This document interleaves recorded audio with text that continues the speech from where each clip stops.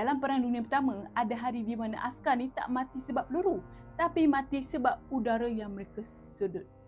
Dalam tahun 1915, dekat Ypres, tentera Jerman guna satu teknologi perang yang dunia belum pernah lihat sebelum tu. Gas beracun.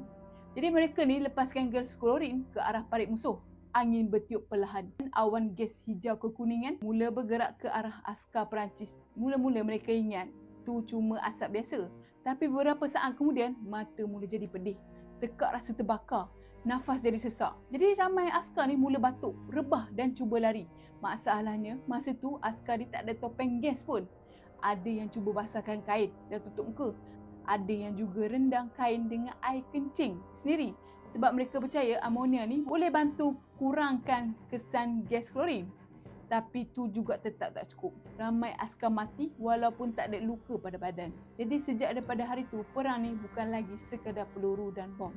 Teknologi perang juga berubah. Dan udara sendiri boleh dijadikan senjata. Kalau korang askar masa tu, korang rasa sempat tak korang nak selamatkan diri bila awan gas tu datang?